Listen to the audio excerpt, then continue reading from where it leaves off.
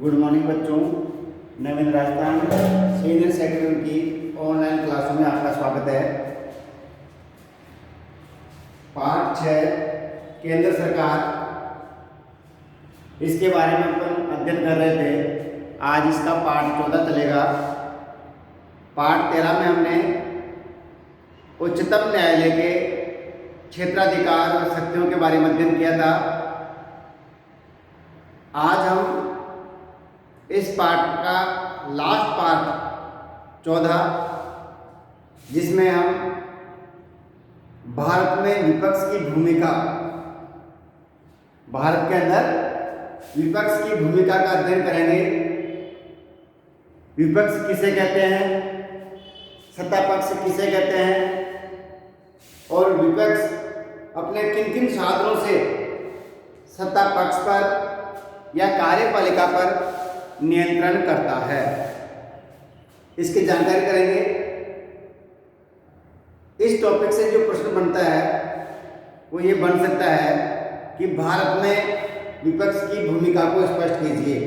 भारत में विपक्ष की भूमिका को स्पष्ट कीजिए, ये प्रश्न इस प्रकार से इसका बनता है। तो इसका आंसर हम इस तरह से देंगे। पहले लिखेंगे भारत में विपक्ष की भूमिका। इसके अंदर हम पक्ष और विपक्ष दोनों के बारे में बताएंगे कि पक्ष सत्ता पक्ष क्या होता है और सत्ता विपक्ष क्या होता है। जब लोकसभा के चुनावों के अंदर जिस दल को बहुमत प्राप्त होता है, उस दल के नेता को राष्ट्रपति द्वारा प्रधानमंत्री नियुक्त किया जाता है और अन्य मंत्रियों की नियुक्ति प्रधानमंत्री की सलाह से की जाती है। इस प्रकार जो चुनाव के अंदर बहुमत प्राप्त करता है, उस दल को हम सत्ता पक्ष कहते हैं और जो दल अल्पसंख्यक होता है उसे हम विपक्ष कहते हैं। सत्ता पक्ष वाला यानी बहुमत वाला सरकार चलाता है और अल्पसंख्यक वाला दल विपक्ष में बैठता है और उसके कार्यों पर नियंत्रण करता है, वो अपनी विपक्ष की भूमिका निभाता है। तो देखते हैं इसमें भारत में विपक्ष की भूमिका किस तरह से होती है। लोकसभा में जिस दल को बहुमत प्राप्त होता है, लोकसभा में जिस दल को बहुमत प्राप्त होता है, उस दल के नेता को राष्ट्रपति प्रधानमंत्री नियुक्त करता है। अतः लोकसभा में बहुमत प्राप्त दल, लोकसभा में बहुमत प्राप्त दल सत्ता पक्ष। ध्यान दें भाई, लोकसभा में बहुमत प्राप्त दल सत्ता पक्ष तथा अल्पसंख्यक यानी बहुमत प्राप्त। लोकसभा के जो चुनाव होते हैं तो लोकसभा में बहुमत प्राप्त दल सत्ता पक्ष, अल्पसंख्यक दल विपक्ष कहलाता है। यानी इसमें स्पष्ट किया गया है कि सत्ता पक्ष किसे कहते हैं और विपक्ष किसे कहते हैं। तो लोकसभा के चुनाव में जिस दल को बहुमत प्राप्त होता है वो सत्ता पक्ष कहलाता है और जिस दल को उनसे कम सीटें प्राप्त होती है उसे हम विपक्ष कहते हैं। विपक्ष में एक दो पार्टियां गठबंधन करके भी बना सकती है।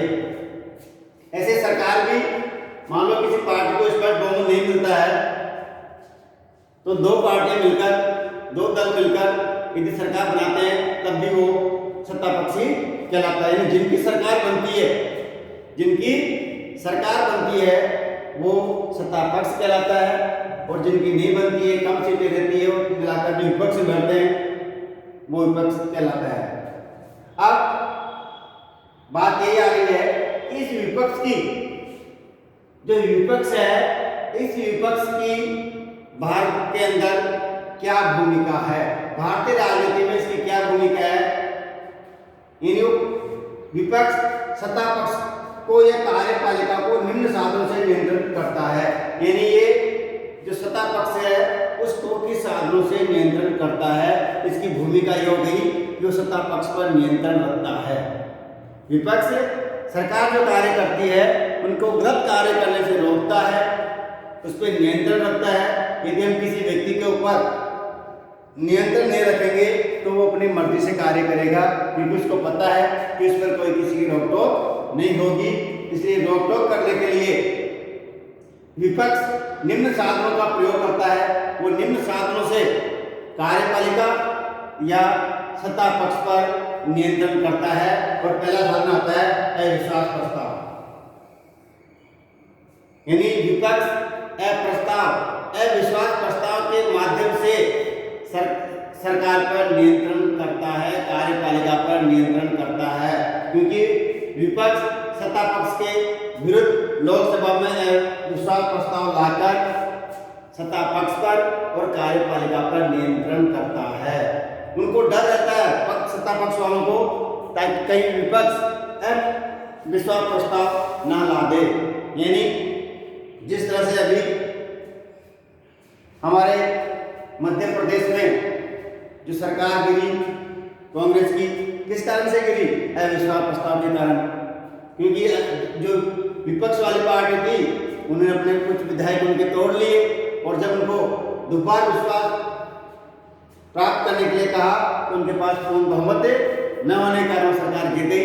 यानी सरकार जो विपक्ष होता है वो अविश्वास प्रस्ताव लाकर कार्यपालिका या सत्ता पक्ष पर नियंत्रण रखता है, और सत्ता पक्ष वालों को डर भी रहता है कहीं ये विश्वास प्रस्ताव न लाते।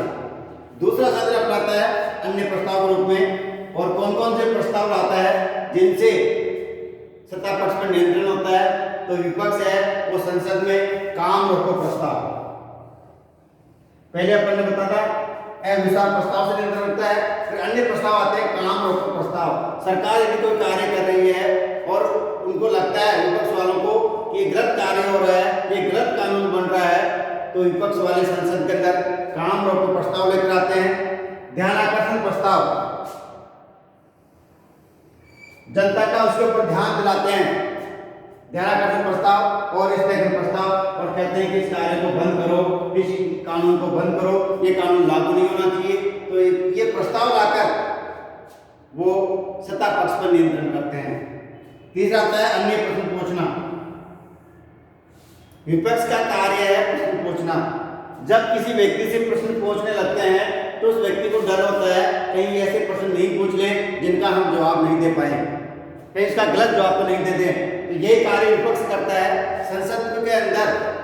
वो सत्ता पक्ष से सरकार के जो कार्य किए जा रहे हैं उन कार्यों के बारे में प्रश्न पूछकर उस पर नियंत्रण कर रहा है। सरकार कोई कार्य कर रही है, उस कार्य के बारे में ये पूछ सकता है कि आपने अभी कौन से कार्य किए, उन कार्यों की योजनाएं बताइए, उन पे कितना खर्चा हुआ है। ये पूरी जानकारी विपक्ष सत्ता पक्ष से पूछ सकता है। जो विभाग बनते हैं, मंत्री बनाए जाते हैं, उन मंत्रियों से प्रश्न पूछकर संसद के अंदर उन जो जनता है उनके सामने उनकी कमियां लाते हैं, और वो जनता से डरते हैं कि अपन ने कहीं गलत प्रश्न बताया, यदि कोई प्रश्न पूछकर जवाब नहीं दे पाए तो जनता क्या सोचेगी। यानी ये प्रश्न पूछकर भी वो सत्ता पक्ष पर नियंत्रण करते हैं। चौथा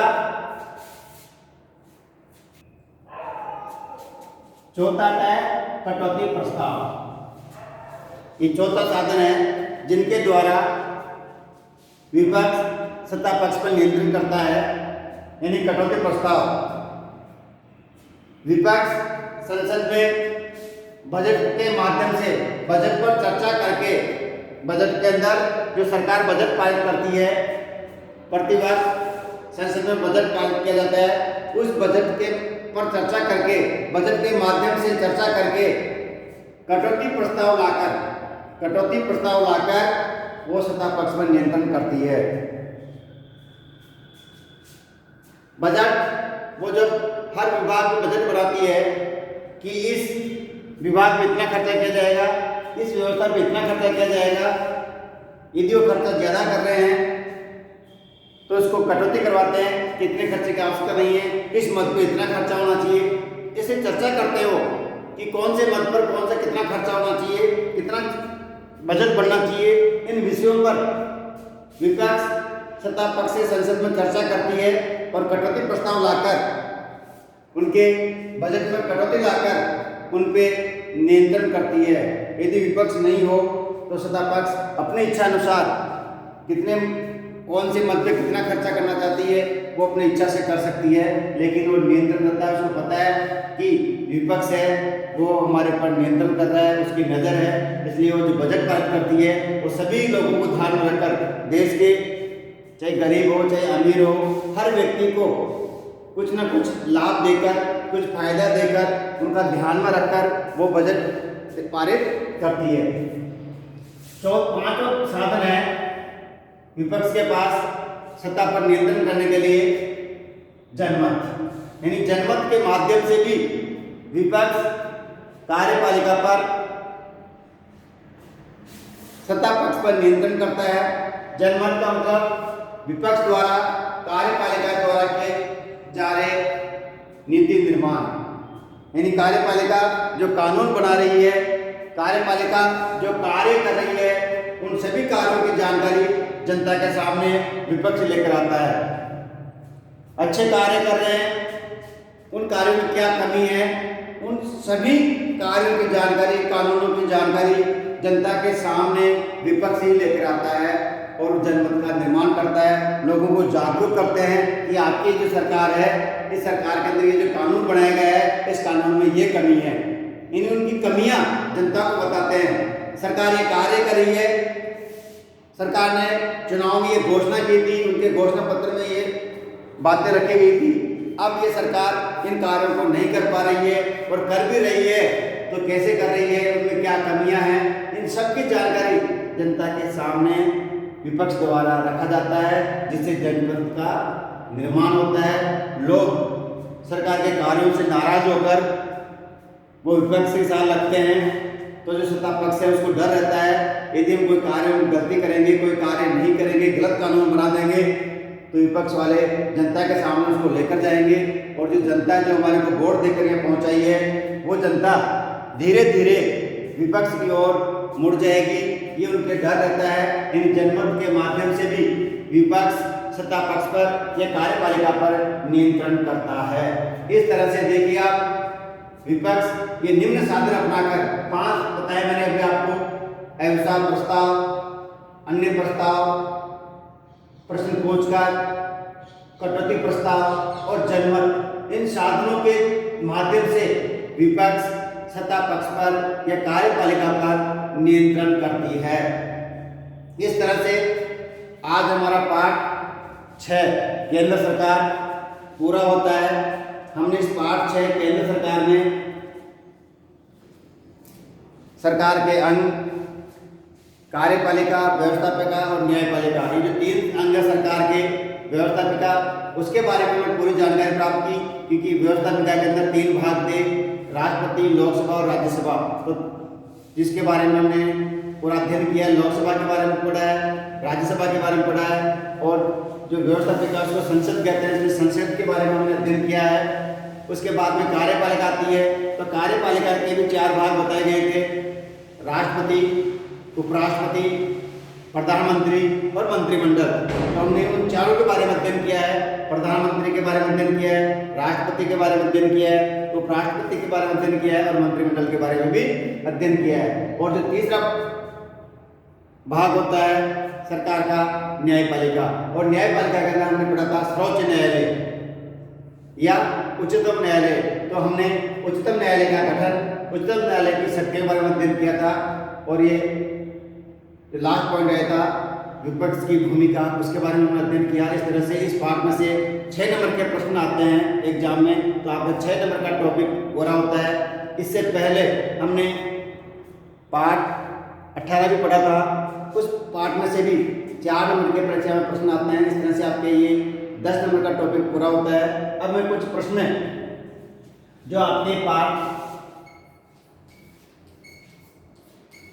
13 और 14 में से हैं, मैं आपको बता रहा हूं। पहला प्रश्न है, उच्चतम न्यायालय के क्षेत्राधिकार एवं शक्तियों का वर्णन कीजिए। आपको पाठ जो 13 था उसमें समझाया गया था उच्चतम न्यायालय या सर्वोच्च न्यायालय दोनों एक ही है। तो उच्चतम न्यायालय के क्षेत्राधिकार और शक्तियों का वर्णन कीजिए। उसके अंदर हमने इसके 6 पॉइंट पढ़े थे कि उच्चतम न्यायालय के शक्तियां, उसके अधिकार हमने आपको 6 बताए थे। उन 6 अधिकार के पूरा वर्णन इस प्रश्न में आता है। यदि ये प्रश्न आपको याद हो जाता है उच्चतम न्यायालय का, जैसे उसके 6 अधिकार बताए थे हमने, प्रारंभिक क्षेत्राधिकार, अपीलीय क्षेत्राधिकार, संविधान का रक्षक है, मौलिक अधिकारों का रक्षक है, ये जो हमने उसके पढ़े थे, शक्तियां और कार्य, ये इसमें आते पूरी। ये प्रश्न जो आप याद करते हो तो आपके जो नीचे के प्रश्न दे रखे हैं मैंने आपको कहां तक, 7 तक, 2 से 7 तक प्रश्न, यानी आपके 6 प्रश्न 1 2 3 4 5 6, इन 6 प्रश्नों का आंसर आपको याद हो जाएगा। यानी पहला ये प्रश्न सबसे महत्वपूर्ण प्रश्न होता है ये, यानी टॉपिक आपको क्लियर होना चाहिए उच्चतम न्यायालय के क्षेत्राधिकार। इसलिए आप पार्ट 13 जो दे रखा है उसको यदि ध्यान से पढ़ोगे, ध्यान से याद करोगे, उसके 6 पॉइंटों के बारे में ध्यान से अध्ययन करोगे तो आपको इन 7 प्रश्नों का आंसर आपको मिल जाएंगे। देखिए आपका अगला प्रश्न था उच्चतम न्यायालय के प्रारंभिक क्षेत्राधिकार को स्पष्ट कीजिए। जो हमने 6 पॉइंट पढ़े थे उसका पहला पॉइंट यही था, प्रारंभिक क्षेत्राधिकार। प्रारंभिक क्षेत्राधिकार को 2 भागों में बांटा था, प्रारंभिक एकमेव क्षेत्राधिकार और प्रारंभिक समवर्ती क्षेत्राधिकार। ये दोनों का वर्णन इसमें आएगा। तो ये कहां से हुआ, जब इसका याद करेंगे पहला पॉइंट, वो पॉइंट के लिए आएगा। तीसरा प्रश्न है उच्चतम न्यायालय के अपीलीय क्षेत्राधिकार को स्पष्ट कीजिए। जो हमने उच्चतम न्यायालय के क्षेत्राधिकार पढ़े थे उसका दूसरा पॉइंट अधिकार जो आता था वो ये था, अपीलीय क्षेत्राधिकार। इसके अंदर भी 4 भाग किए गए थे, वो चारों का बात इसमें वर्णन इसमें आएगा। उसके बाद में चौथा प्रश्न है वे कौन से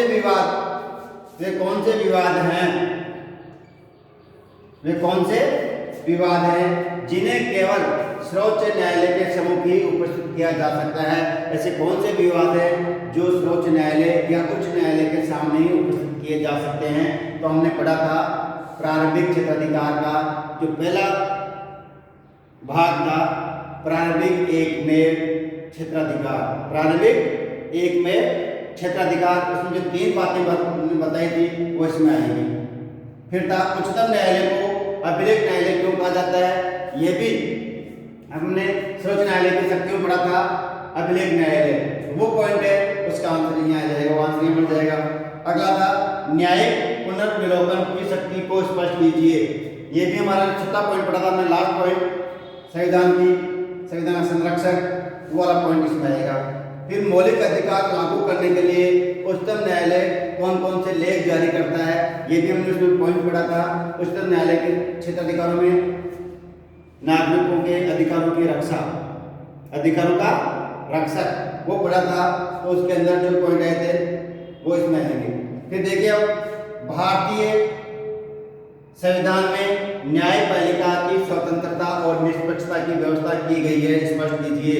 यानी भारतीय न्यायपालिका है वो स्वतंत्र है, निष्पक्ष है। आपको कैसे पता चलता है कि भारतीय न्यायपालिका स्वतंत्र है या निष्पक्ष है, इसको स्पष्ट करना था। तो हमने जो पढ़ी थी अपने राष्ट्रपति की बारे में जो हमने अध्ययन किया था, उसके अंदर यानी उच्चतम न्यायालय का गठन, उच्चतम न्यायालय का हमने जो गठन पढ़ा था, उस गठन के अंदर 3 बातें मैंने आपको टॉपिक आया था। एक तो कार्यकाल और उच्चतम न्यायालय के वेतन भत्ते जो सुविधाएं पड़ी थी, वो बातें आपको याद रहेंगी तो सुन सकते हैं। 3 बातें ध्यान रखना है, 3 बातों से पता चल जाएगा आपको कि भारतीय न्यायपालिका की स्वतंत्रता और निष्पक्षता की व्यवस्था की गई है। पहली कि इसका कार्यकाल न्यायाधीश होता है, उच्चतम न्यायालय का जो न्यायाधीश है उसका कार्यकाल उसकी 65 वर्ष की आयु तक होता है। इससे पहले भी उसको महाभियोग के द्वारा उठा सकते हैं। इसके अलावा जो उच्चतम न्यायालय न्यायाधीश होते हैं उनको पर्याप्त मात्रा में वेतन दिया जाता है, भत्ते दिए जाते हैं, उनके निवास, रहने की, लाइट बिल, पानी, उनके नौकर, यानी उनको पूर्ण सुविधाएं उपलब्ध कराई जाती है। इसके अलावा ये भी देखा जाता है कि जो उच्चतम न्यायालय के न्यायाधीश होते हैं उन्हें उनके कार्यों से, उनके निर्णयों की हम आलोचना नहीं कर सकते, आलोचना से उनको मुक्त रखा जाता है। इसके अलावा जो उच्च न्यायाधीश है, एक बार न्यायाधीश पद पर रह जाता है तो उनको कहीं अन्य न्यायालय में वकालत करने का अधिकार नहीं होता है। उन बातों से पता चलता है कि हमारी न्यायपालिका है वो स्वतंत्र है, निष्पक्ष है, उनके ऊपर किसी तरह का कोई दबाव नहीं होता है। और जो आज पढ़ा हमने विपक्ष सत्ता पक्ष, विपक्ष सत्ता पक्ष या कार्यपालिका पर नियंत्रण करने के लिए किन किन साधनों का प्रयोग करती है, वो आज हमने पढ़ा था। 5 साधन पढ़े हैं, वो वाली बात इसमें आ जाएगी। या भारत में विपक्ष की भूमिका को स्पष्ट कीजिए, वो प्रश्न है या ये प्रश्न है। सभी प्रश्न एक जैसे हैं, इसका आंसर इस तरह से ये पार्ट 13-14 में से प्रश्न बताए गए हैं आपको, और पहले भी मैंने आपको पार्ट में से प्रश्न बताए थे। इस तरह से पार्ट 6 पूरा होता है और ये प्रश्न है, इनको समझें और इनके प्रश्नों को याद करें।